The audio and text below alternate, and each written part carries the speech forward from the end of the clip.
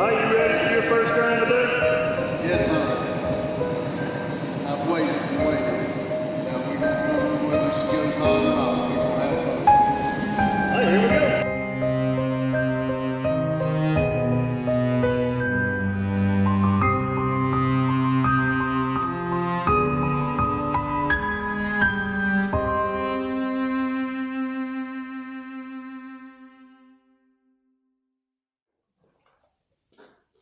Hello, everyone. It's Sunday night. This is going to be the briefing and debriefing for today.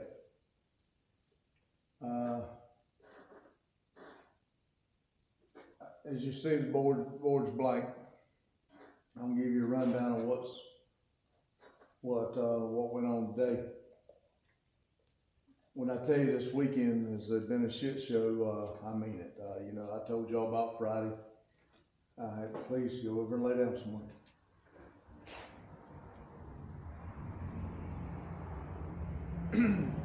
Friday, I was called into work. I really had plans of getting some stuff done here at the shop. And I bush hogged Chester's pasture, and I mowed at the house. I got a lot done Friday, but I didn't do any video. So Friday was just a waste as far as the YouTube part goes. Then I had big plans for Saturday. I was gonna jump in here Saturday morning, and I was gonna get a lot done. I did get some filming done Saturday. Y'all will see that when it when time rolls around. And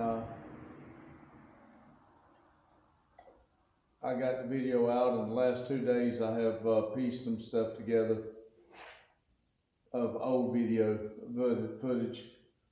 Well, I say old. Randy's mowing was current. He just did it the other day before he left. And then today. Now, Sunday, I like to go live when we cook. Randy chose to stay in Atlanta. I understand it. I support that decision.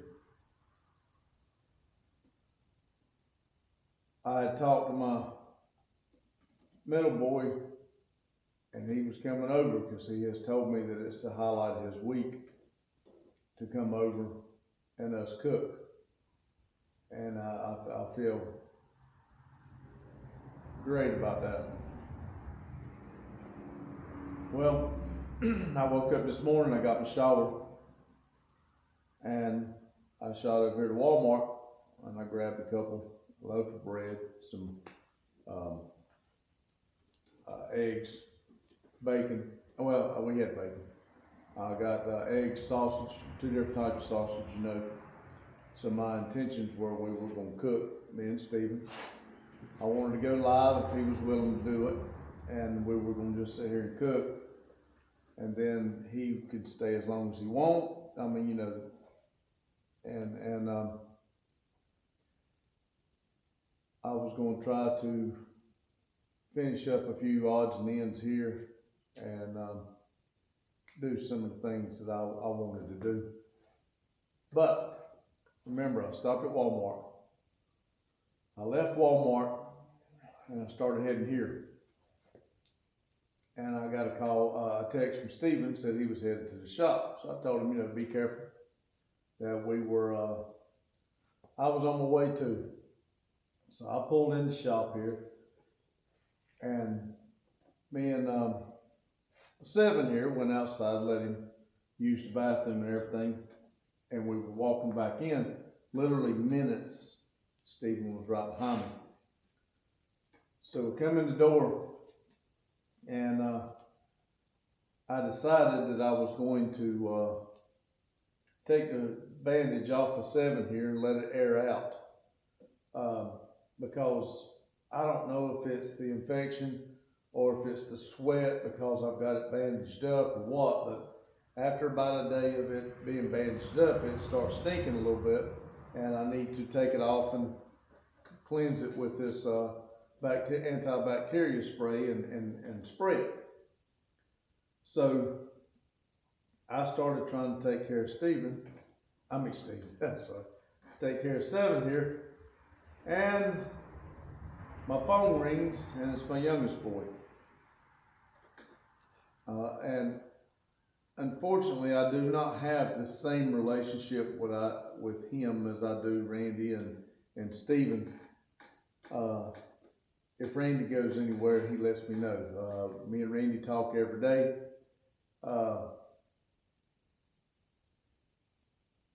There's usually not a day go by that I don't hear his voice or he hears mine.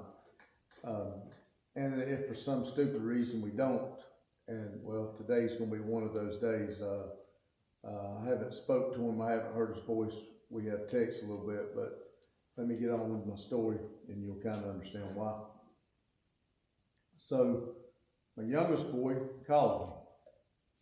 And like I said, I do not get a phone call from him very much. Stephen will call me or let me know when he goes somewhere. And I don't talk to Stephen that much on the phone, but Stephen lets me know when he's leaving, going from point A to point B. So, you know, in the mornings going to work, stuff like that. But anyway, when my phone rings and it's my youngest boy's ringtone, I get that sinking feeling because usually something's wrong. So when I answer the phone, he said that I needed to come home, that my wife needed to go to the hospital, and I could hear her in the background. And you could tell she was in some pain, and I get it. I get down on my back, and she didn't fall or nothing like that. She just, I don't know what caused it. I still don't know what caused it, but because actually I let, to continue on. So I told Justin, and I asked him what went on, and he said he didn't know that, because he had actually just got home. Because my phone goes off when on through Life 360 that he arrived at home and he completed the drive, gives me the updates. So he hadn't been home long. And he said he didn't know that her back was hurting. And like I said, I could hear her in the background. If you've ever had your back hurt, pull a muscle or anything like that, if you move just a little bit, it hurts like hell. So I'm trying to get, like I said, I'd already started trying to get Seven's foot took care of. So I finished taking the bandage, my wrapping off of it, and then I put the collar on him. And like I said, Stephen was here. We were fixing to get everything ready to go for breakfast. And unfortunately, I had to leave. And Stephen left, so that kind of shot that out of hell. So I drove home. I helped my wife get together and got her in the vehicle, and I took her to the hospital. We've been there all day. All day, like I said. So my today's video is shot. There's nothing up here. There's nothing, nothing got done here. I come here tonight to I did not want Seven staying that much longer with the collar. I think the world of the dog, but the dog's just short of being smart. He's pretty goofy. He's a good dog, but when he's got that collar on, you can tell the dog don't like that collar. And whether he means to or not, I don't know, and I don't know what that collar does to a dog or a person. I'd hate to know I had to wear the dang thing. but he runs into everything. And there's things like the other day, you know, he run into the tire machine that's got that arm that we hold that you break the bead on the thing. Well, I thought he put his eye out because that thing went right in the collar, the cone. So I didn't want to leave him in it, you know, overnight. So, and also, of course, y'all have no footage. There is no video out for tomorrow. So I was going to try to put something together. It's not going to be much. I can tell y'all that. It won't be much. But I'll try to do something here in a minute. So I had to shut everything down and go. And we have been at the hospital all day. They got her some pain medicine and everything. And they did some MRIs and X-rays and CAT scans and whatever, you know, and the surgery and everything she had, the 2 surgeries she's had on her neck looks good. There is some things that goes along with it, which is kind of what has happened here. And she did mow the front yard. I'm not saying it did or did not have anything to do with that. So I don't know if that aggravated it, if it, you know, draw around her, I don't know. But when they did, I stayed till they said that they were going to keep her. When they said they were going to keep her overnight, then I had to run to the house because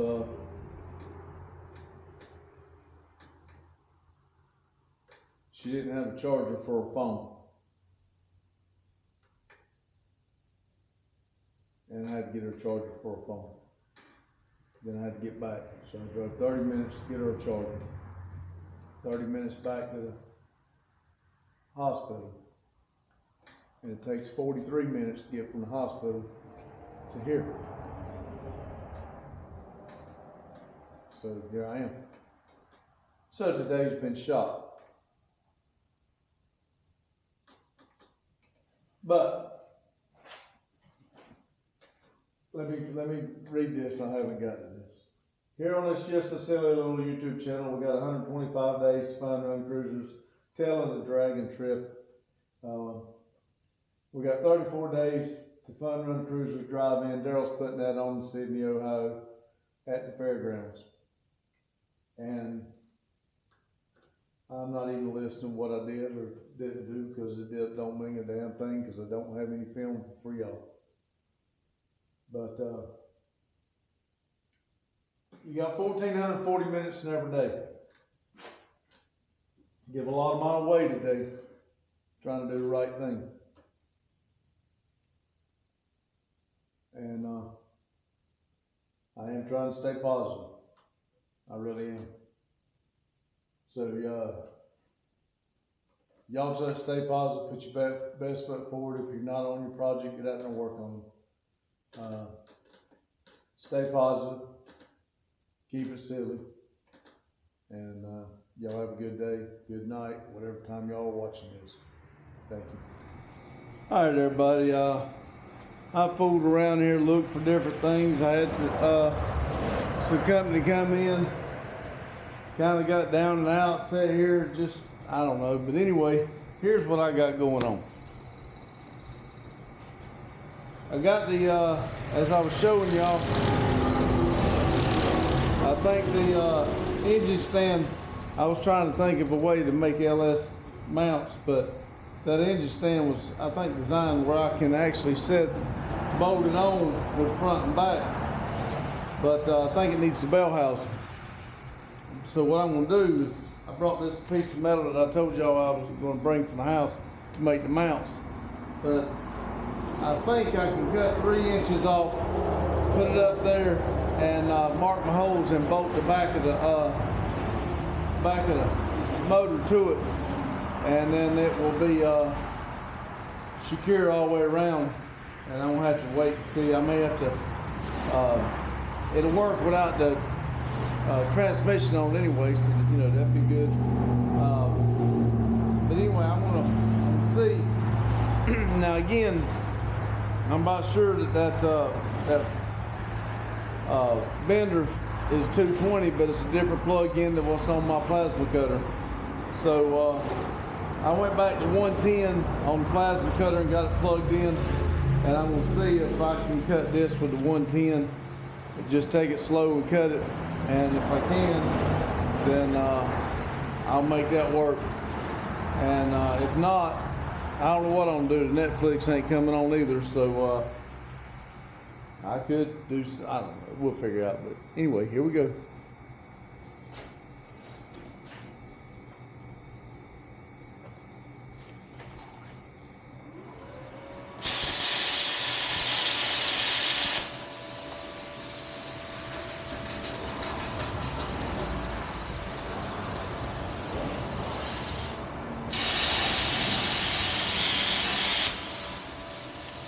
That's not been making good ground.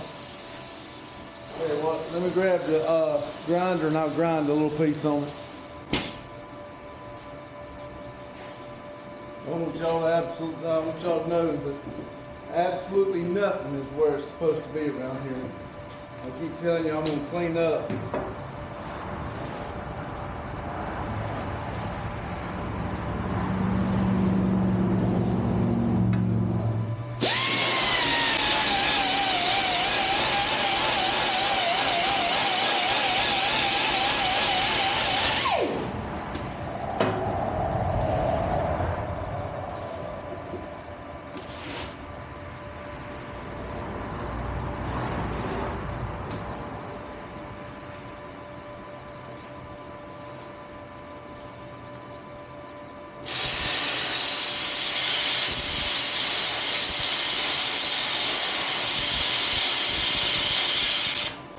Maybe the 110 just ain't enough to cut this thick piece. Let's see, let me find something a little bit smaller to see if it will,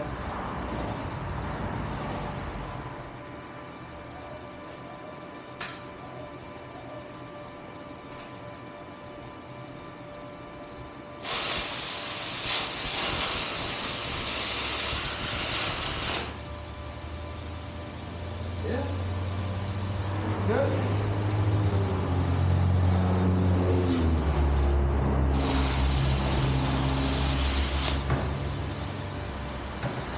I just don't think it's grounded good. And cut like I'd like it to, though.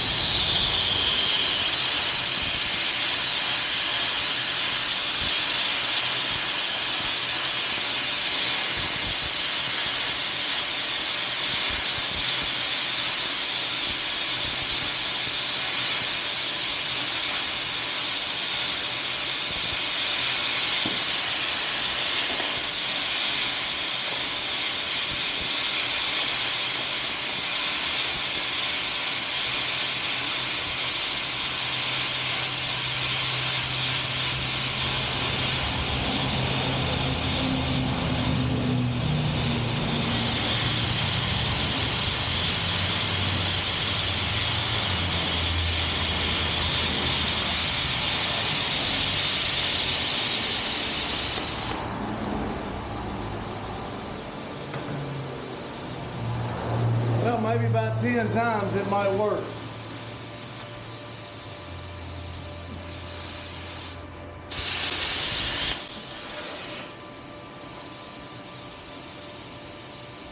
I think that's what it is. It needs to be 220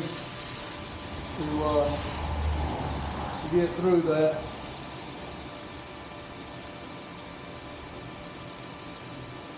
Alright, let me try something else. And I tell y'all, there's nothing here to where it's supposed to be. I mean that wholeheartedly. I finally found the grinder, and I'm sure it's right where I put it. But I'm going to see if I can get this piece of cut here.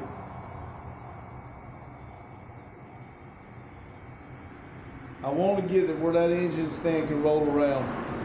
And then if I don't turn the video camera back on today, that'll be fine. But I do want to get that engine stand where I can remove that chain hoist from hanging there and get it freestanding on that engine stand. So, and this may not work either, so we'll see.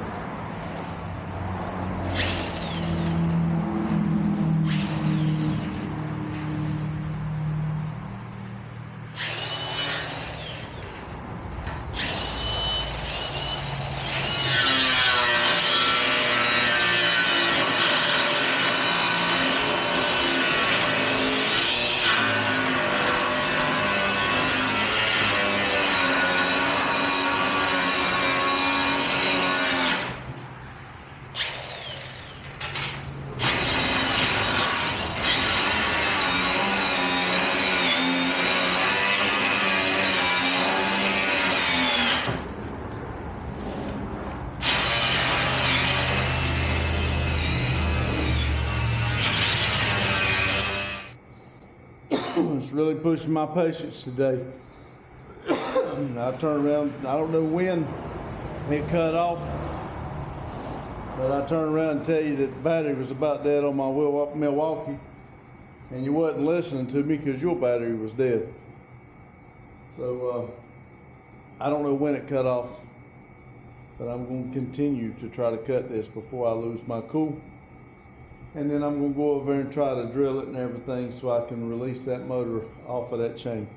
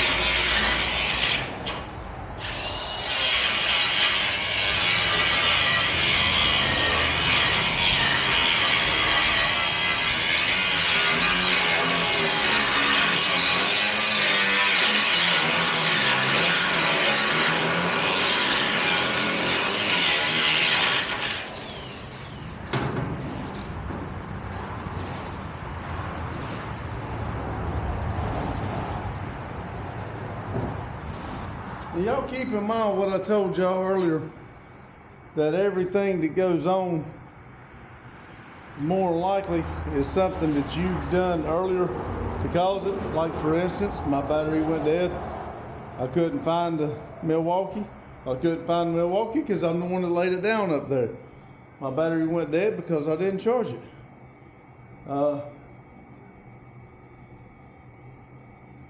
My plasma cutter's not working right. Why? Because I haven't tried. We've had it here now for several months now, and I've not tried to hook it up to see if it's got the right thing for the 220. And I guess 110 won't cut this stuff, or I'm not doing it right. It's something I've done, I promise you. So it's just, you know, when I tell you, you don't need to be getting upset and letting things bother you. See, it happens to me too, but it is what it is. Just like right now, I know I need to take this thing and go over and put a new blade on it so it cut better, but I'm too tight just to throw this blade away, so I'm going to try to finish it off and then I'll get a new blade. I'm hoping I can get this one job done, but if it disintegrates and cuts me, it's my fault because I know I need to put a new blade on it.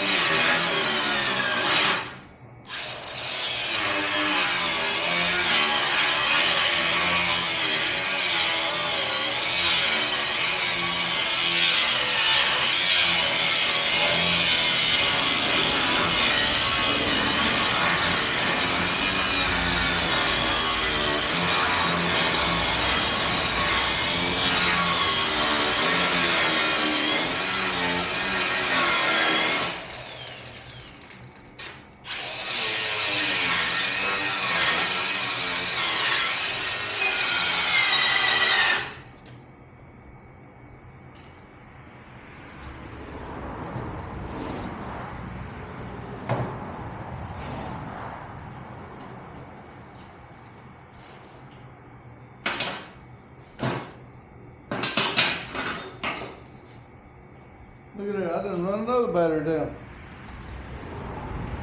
You know why? Because I didn't charge it.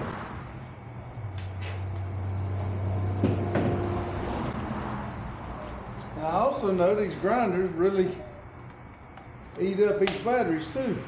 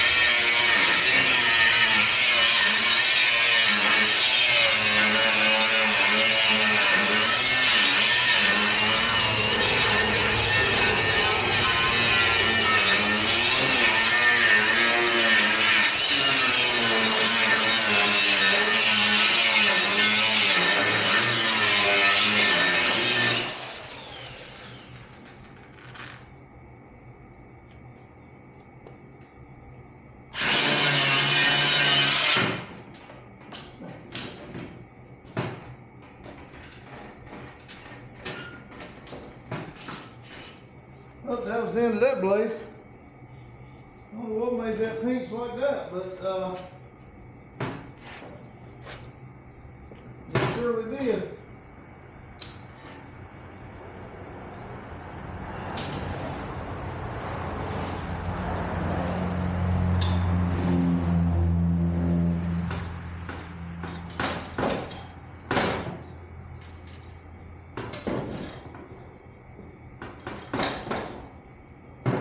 Oh, and this is my surprise face. Look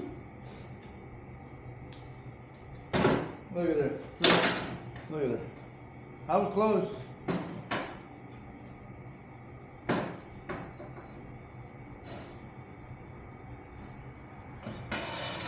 Now before I clean it all up, I gotta set it over here and mark me some holes and everything.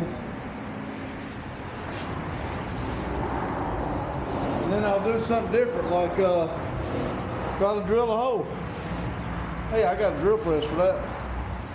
Hey, I even made a drill press station. Y'all remember that?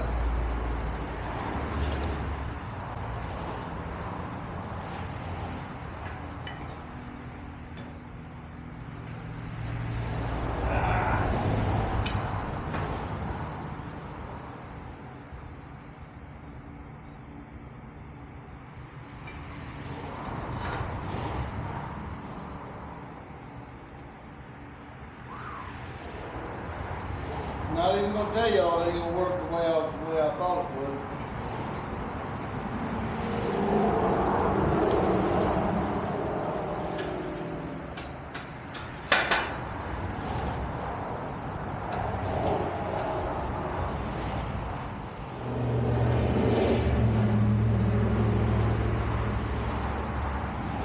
It will work like that though.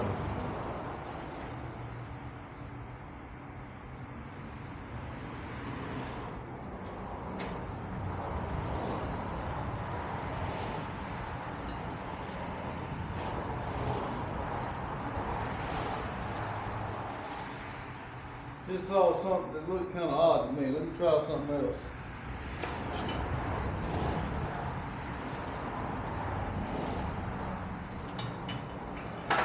Now the dang. Okay. But the metal's bent, warped, whatever you want to call it. Put it the other way and it hits the crank. Flip it this way and it misses it. So this will work.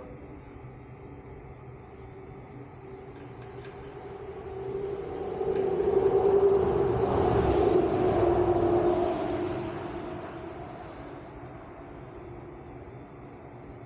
don't know how much of this I'm building.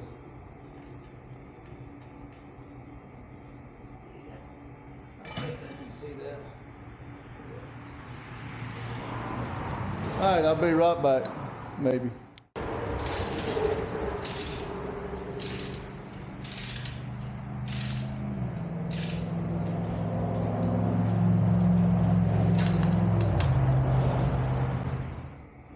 I don't think it's in there exactly right. I need some shims.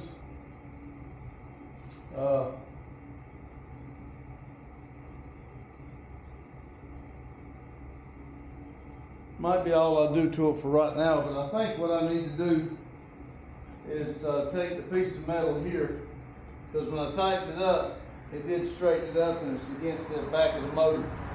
So I think what I'm gonna do is hoist it back up a little bit, put this piece of metal on the back side of these pieces here, and put it back together.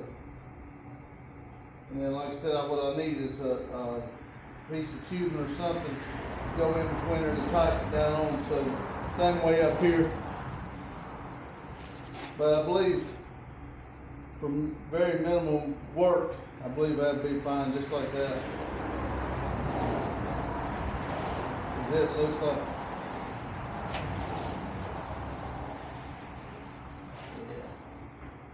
Yeah. Maybe I can adjust the wheels a little bit, but I believe it'll be all right. Hope so, as aggravated as I got over it.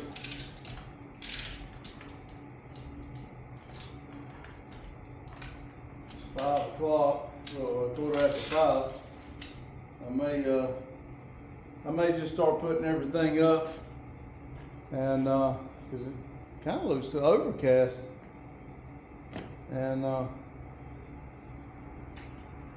see what we got there. I'll be right back.